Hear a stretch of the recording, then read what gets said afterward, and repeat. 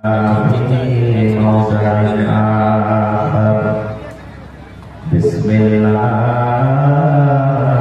الرحمن الرحيم. لن ينال الله لحومها ولا دماؤها ولكن يناله التقوى منكم. وقال النبي صلى الله عليه وسلم: الدنيا كلها متاع وخير متاع الدنيا المرأة الصالحة.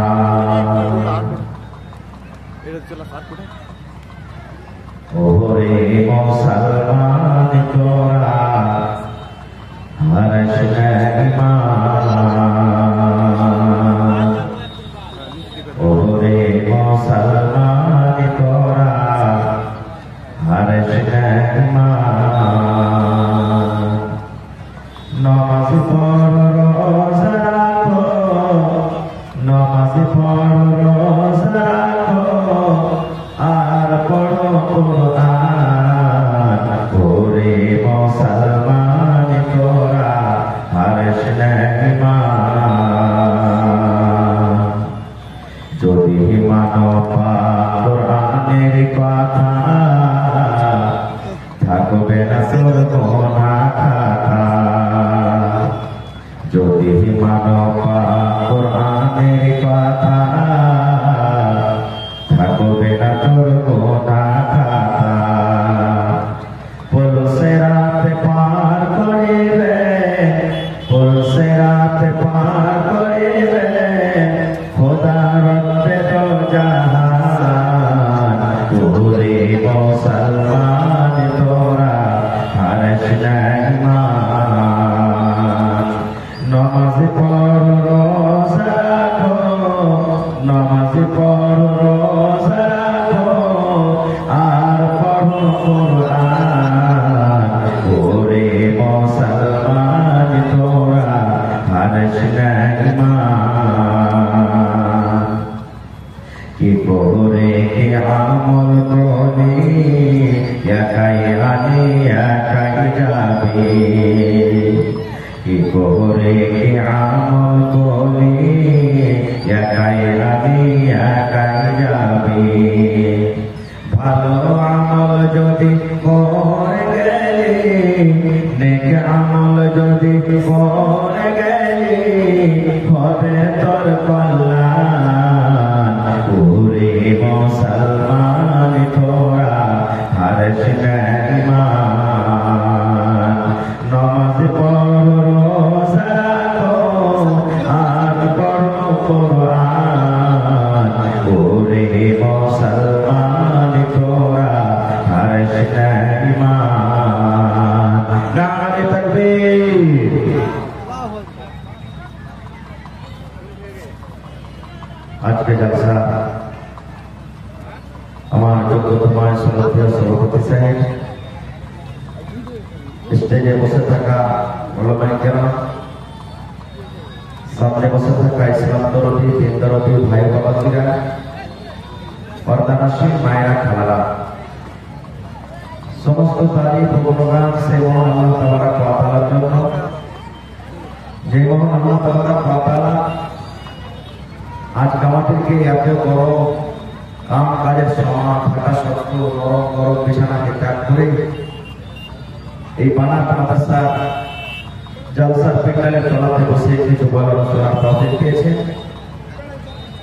তাই আমি আল্লাহ তাবারক ওয়া তাআলার প্রশংসা করি। আমরা সকলে একবার বলি আলহামদুলিল্লাহ, আর জোরে পড়েন আলহামদুলিল্লাহ।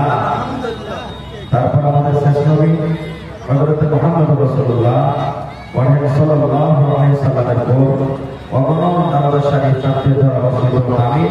আল্লাহুম্মা সাল্লি আলাইহি আল্লাহুম্মা বারিক আলাইহি। ভাই মুসলমান, আমি আপনাদের সামনে কোরআন মাজিদের দু জায়গা থেকে দুখানা আয়াত তেলাওয়াত করেছি। সাথে আল্লাহর নবী মুহাম্মদ সাল্লাল্লাহু আলাইহি ওয়াসাল্লামের একটা হাদিস পড়েছি। সে আয়াত এবং হাদিসকে সামনে রেখে আমি আমার বক্তব্য রেখে করবো আমার তৌফিকে ইল্লা বিল্লাহ। আমি আপনাকে এই লাবাটি গ্রামে নতুন, হয়তো অন্য অন্য জায়গাতে দেখা হবে, কিন্তু সরাসরি আজকে আপনাদের গ্রামে আমি নতুন এসেছি। আল্লাহর কাছে দোয়া করে রব্বুল আলামিন আমি যা কিছু বলবো যেন সেই হাদিস এবং কোরআন থেকে বলতে পারি, সাথে আমরা সকলে আমল করতে পারি, তার জন্য আল্লাহ আমাদেরকে তৌফিক দেন।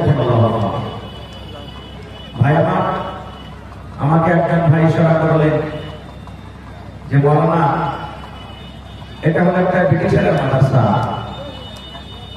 ব্রিটিশের মাদ্রাসাতে পড়ার দরকার কতখানি, ব্রিটিশটাকে যদি আমরা পড়াই কি লাভ পাবো, না পড়াই তো ক্ষতি কি হবে, এবং সঙ্গে কোরবানি আছে, কোরবানি সম্পর্কে কিছু কথা রাখবে। এই জন্য আমি ওইভাবেই আল্লাহ আমাকে যেভাবে তৌফিক দিয়েছে, যতটুকু দিয়েছে আমি তেলাওয়াত করে চাই। ভাই মুসলমান, সামনে কোরবানির সময় চলে আসছে নাকি? খানা বলে কোরবানির সময় আসছে না, আসে না? সামনে মাস, যে মাসটা আসছে আরবিতে ওই মাসটাকে জিলহিজ্জা মাস বলা হয়েছে। কোন মাস বলা হয়েছে? আজকে জালসা করতে এসেছেন, কিছু নিয়ে যাও এই নিয়তে বসেন আর শোনেন ইনশাআল্লাহ লাভ হবে। আল্লাহ তাআলা সামনে বছর, সামনে মাসে জিলহিজ্জা মাসের 10 তারিখে যদি আমাদেরকে তৌফিক দেন, হায়াতে রাখেন, ইনশাআল্লাহ তাআলা আমরা ঈদুল আজহার নামাজ পড়ব। আর তারপর তখন কি করব? কি করব ভাই? কথা বলেন, কি করব? হায় আল্লাহ, কথা বলেন না আপনারা কেন দিন ভাই? জানেন না কি করব? কুরবানি করব নাকি? তো কুরবানি কিন্তু আমার কুরবানি চলবে, মাছের কুরবানি হবে হবে না, মুরগির কুরবানি হবে, বতকের কুরবানি চলবে, কোন ধরনের জানোয়ারের কুরবানি করতে হবে এবং কুরবানি কখন করতে হবে, কোন কোন টাইমে আল্লাহ তাবারক ওয়া তাআলা কোন কোন দিনে কুরবানি করার আদেশ করেছে, এই সমস্ত দুটো একটা কথা আপনাদের সামনে রাখবো। কুরবানির কথাটা সামনে রাখবেন খুব সঠিক। আমাদের মধ্যে কুরবানিকে নিয়ে কিছু আমরা ভুল ধারণাতে আছি, যেটা আমরা পাপ করছি, গুনাহ করছি, যে গুনাহটা হয়তো আমরা বুঝতে পারি না। আমার মায়েরা, খালারা, ভাইয়েরা বুঝে না যে আমাদের গুনাহ হয় কি। আপনারা বলেন তো, এই যে কুরবানি যখন দিন হয়, যেদিন কুরবানি করব, সেই দিন মেলায় মানুষ রোজা রাখে, রাখে কি রাখে না ভাই? জিজ্ঞাসা যদি করা হয়, আগে খালা, আগে দাদি কিসে রোজা করেছিস? হ্যাঁ দাদা কিসে রোজা করেছিস? কয়েস না ভাই, কয়েস না, খাসি বাড়তে খেয়েছি, জানা আছে কুরবানি করবো, এই এক বেলা রোজা করেছে। হানা বলে, আচ্ছা আপনাকে এলাকা দেখলে কি আছে? এক বেলা রোজা আছে? আচ্ছা ভাই আপনারা বলেন তো, রমজান মাসে জেনে বুঝে যদি কোনো মানুষ গোটা দিন রোজা রাখলে, আর ঠিক এখন ইফতারি করতে 5 মিনিট সময় আছে, জেনে বুঝে যদি রোজাটা খুলে দেয়, তো রোজা হবে? জয় বলে, রোজা হবে? 2 মিনিট 1 মিনিট আগে যদি রোজাটা জেনে বুঝে খুলে দেয়, রোজা হবে?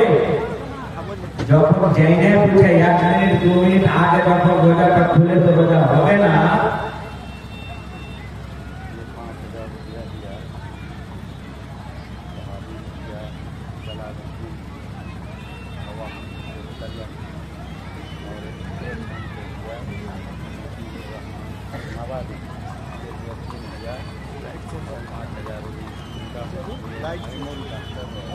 डॉक्टर आयमन हक साहब मार्का 5000 और 5000 हमारे मुखिया जी और 3000 मोतीउर रहमान साहब।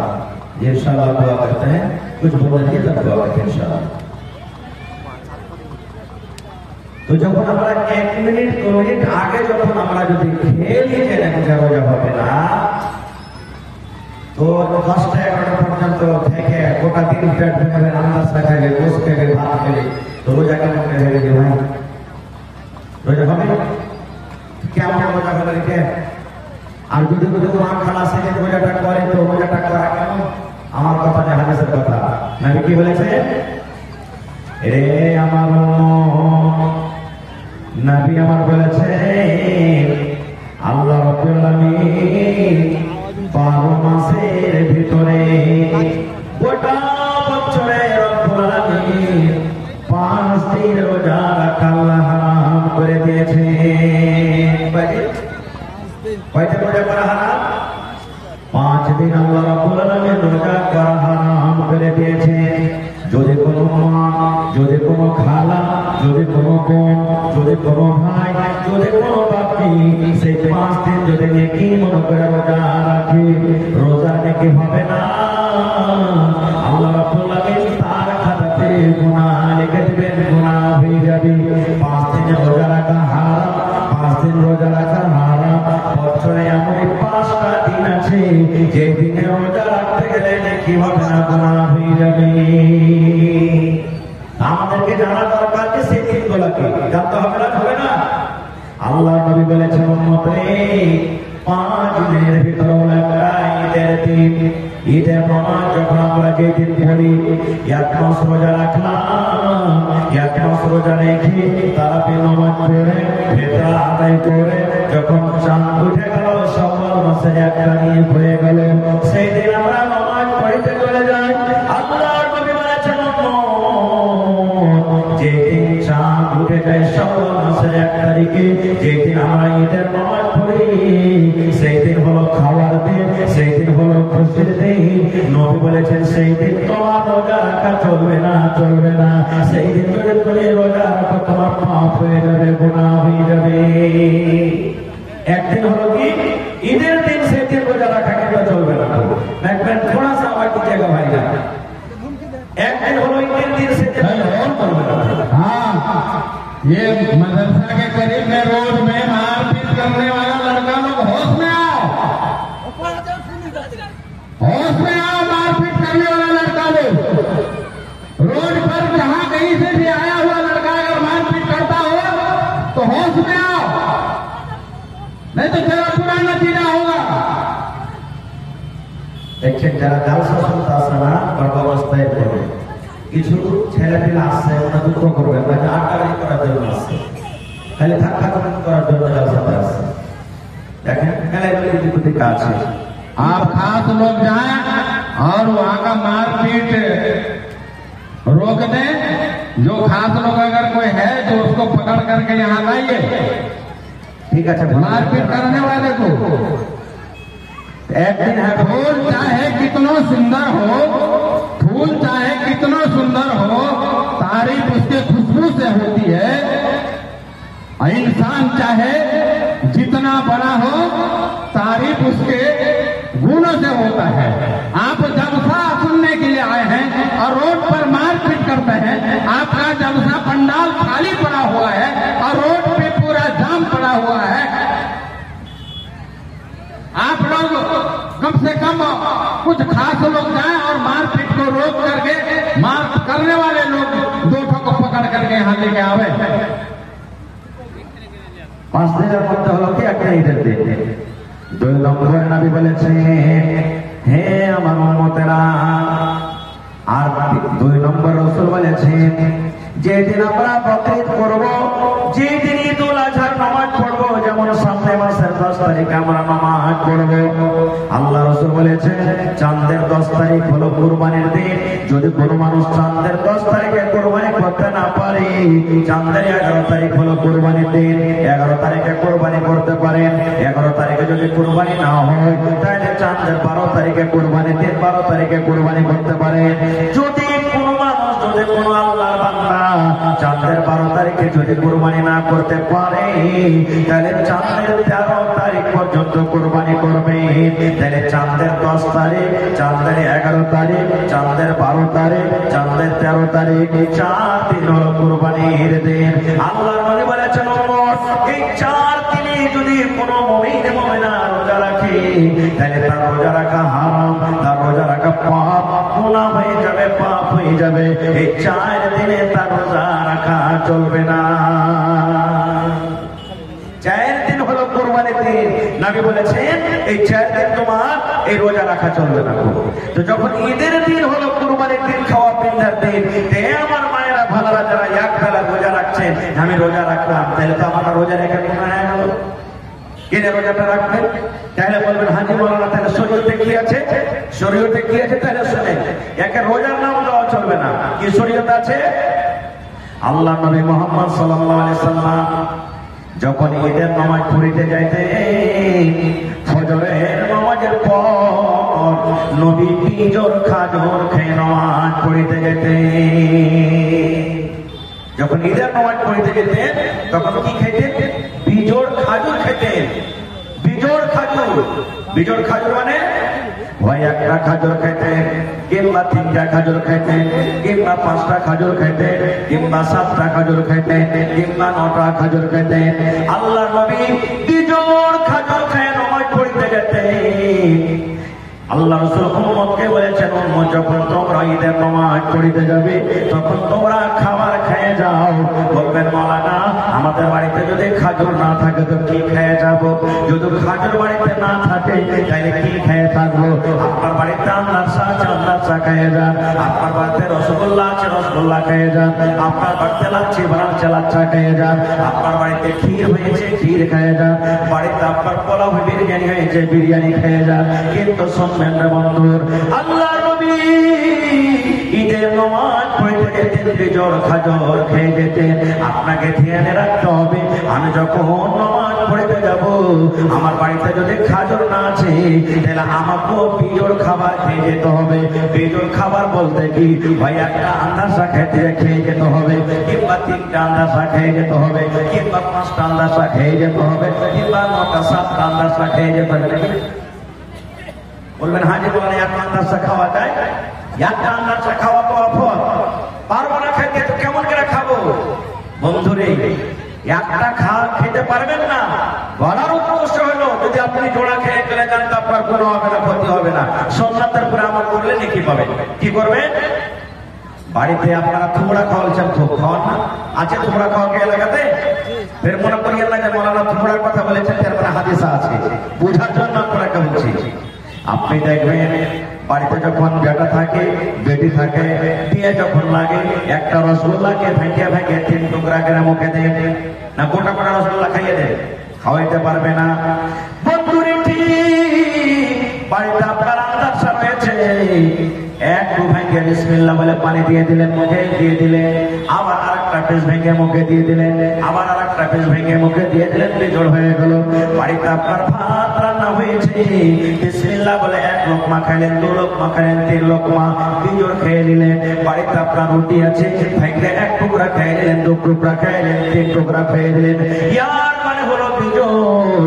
যদি কোনো আল্লাহর বান্দা, যদি কোনো আল্লাহর বান্দে এই হাদিসের পরে আমল করলে নেকি পেয়ে যাবে। এবার চলেন বকরা ঈদের দিন, ঈদের দিন তো খেয়ে যেতে হবে। এবার বকরা ঈদের দিন কি করতে হবে? আল্লাহ নবী যেদিন বকরিদ পড়বেন, যেদিন ঈদুল আজহার নামাজ পড়বেন, সেই দিন এশারের নামাজের আগে আগে যে নবী খেয়ে নিলেন, আর কিন্তু খেতেন না। এশারের নামাজের পর আর নবী খেতেন না। যেমন মাগরিবের নামাজ পড়া হলো, সেই সন্ধ্যাবেলাতে যা খেলেন, এবার মাগরিবের এশারের পর নবী আর খাইতেন না, ফজরের পর আর খাইতেন না। কি করতেন? নবীজি ফজরের নামাজের পর সর্বপ্রথম নবীজি চলে গেলেন ঈদগাহের ময়দানে। এবার ঈদগাহের ময়দানে গিয়ে নবীজি নামাজ পড়লেন। আর নামাজ পড়ার পর নবীজি তাড়াহুড়া করে বাড়ি এলেন। আর বাড়ি আসার পর সর্বপ্রথম নবী কুরবানি জানোয়ার জবাই করলেন। আর কুরবানি জানোয়ার জবাই করার পর সেই কুরবানির মাংস রান্না বান্না হলো। এবার সেই মাংস রান্না বান্না হওয়ার পর নবীজি সর্বপ্রথম গোশত খেতেন। এটা হলো সুন্নাত তারিকা, এটা হলো সুন্নাত তারিকা, এটা হলো নবীর তারিকা। যদি কোনো মা, যদি কোনো খালা, যদি কোনো বোন এখন যদি আমল করে, যেদিন বকরিদের নামাজ আমরা পড়বো, যেদিন আমরা 10 তারিখে কুরবানি করবো, সেদিন সন্ধ্যাবেলাতে যা খেয়েছি, আর যদি না খায়, নবীর তারিখের মতন যদি আমল করতে গেলে ফজরের পর আর খানা খেতে হবে না। ফজরের নামাজ পর চলে যাবেন ঈদের ময়দানে, নামাজ পড়বেন, তারা ঘোরা করে বাড়িতে এসে জানোয়ার জবাই করবেন। আর জানোয়ার জবাই করার পর সর্বপ্রথম গোশত রান্না বান্না করে খাবেন। এটা হলো সুন্নাত তারিকা, নবীর তারিকা। এটা কাজ করতে গেলে কি পাবেন? ইয়ার নাম কিন্তু রোজা নয়, নারে তাকবীর, এর নাম রোজা নয়। এটা হলো সুন্নাত তারিকা। এখনো যদি কোনো মানুষ যখন ঈদের টাইম হয় আমরা টাইম করি কখন বেলা 8টার সময়তে জামাত হবে, বেলা 9টার সময়তে জামাত হবে, বেলা 7:30টার সময়তে জামাত হবে। এমন ভাবে নমাজ পড়ছে, নমাজ পড়তে পড়তে ঠিক 9টা 10টা 11টা লেগে গেল, পেট ক্যাম্প করছে, ভোগের জ্বালা তোমরা থাকতে পারি না। এরকম হওয়া চাই। আর একটু আগে চলে, কুরবানি করতে হবে। কুরবানি কার জন্য করতে হবে ভাই? কার জন্য কুরবানি করতে হবে? আল্লাহর জন্য কুরবানি করতে হবে। কেমন ভাবে কুরবানিটা করতে হবে? আর আজকে আমরা কিভাবে কুরবানিটা করি? আহা, কুরবানির জানোয়ার মোটা তাজা কিনতে হবে, চর্বিদার কুরবানি জানোয়ার মোটা তাজা কিনতে হবে, এটা ভালো কথা, হাদিসের কথা এটা। যেই জানোয়ারের দুধা নাই, গোশত নাই, এরকম জানোয়ারের কুরবানি দিতে হবে না। কিন্তু আমরা কুরবানিটা দিব কিভাবে জানেন? 10 জন 5 জন একসাথে বসে গেছি চায়ের দোকানে, কোনো রাস্তা বাজারে। হায় সুলেমান, তুই কুরবানিটা কয় টাকা কিনেছিস রে? বলছিল ভাই টাকা পয়সার খুব একবারে হাত টানাটা নিয়ে আছে, তো 20,000 টাকা কিনেছি। ভালো কথা। আব্দুর রহমান কিনেছিস?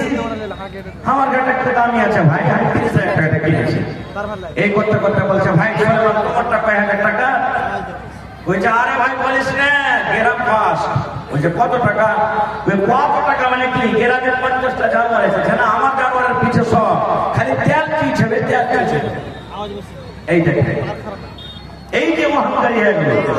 ওরে সুবহানাল্লাহ, আল্লাহ রাব্বুল আলামিন কোরআনে বলেন লা ইয়ানালাল্লাহা লুহুমুহা ওয়ালা দিমাউহা ওয়ালাকিন ইয়ানালুহুত তাকওয়া মিনকুম। আল্লাহ রাব্বুল আলামিন বলেন, হে দুনিয়ার মানুষ, তোমরা যখন জানোয়ার জবাই করো, তোমার জানোয়ার 50,000 টাকা দামে হোক, তোমার জানোয়ার 1 লক্ষ টাকা দামে হোক, যখন তুমি জানোয়ার জবাই করবে, ওই তোমার জানোয়ারের গোশত কিন্তু আল্লাহর কাছে পৌঁছে না, তোমার জানোয়ারের রক্ত আল্লাহর কাছে পৌঁছে না। তোমার জানোয়ারের ভিতরে কত কেজি রক্ত আছে, এই রক্ত কিন্তু রব্বুল আলামিনের দরবারে পৌঁছে না। আল্লাহর দরবারে যে জিনিসটা পৌঁছে, সেটা হলো তোমার ভিতরের তাকওয়া, সেটা হলো তোমার ভিতরের পরহেজগারি, সেটা হলো তোমার ভিতর তোমার কোন নিয়তে তুমি দিছো, ওই নিয়তটা শুধু আল্লাহ রাব্বুল আলামিনের দরবারে পৌঁছে। এই ছাড়া আল্লাহর কাছে কিছু পৌঁছে না। তাহলে ভাই, কত মা খালা বহিনা করাছে যে নিজের স্বামীকে বলবে আব্দুল্লাহ বা দেও না, কি কুরবানি গালা দেও না, কষ্ট নষ্ট করে কুরবানি গালা দেও না, কুরবানি দিতে না দিবে, দেখো মুখ করলে মুখ করলে মুখ করলে, তুমি যদি কুরবানি না করো তো 5টা হ্যামেল হাঁটি ছেলে পেলে আছে, কার দুয়ারের দিকে তাকাইবে? এই দেখে কার দুয়ারের দিকে যে তাকাইবে, তাই এটা তো গোশত খাওয়ার জন্য হয়ে গেল, নেকি লওয়ার জন্য এটা কুরবানি হলো না। এই সমস্ত জিনিস থেকে ভাই আমাদেরকে বাঁচতে হবে। ভাই আমার, কুরবানি আমি কথা বেশি বলবো না, একবারে 6টা 3টা কথা বললাম। এবার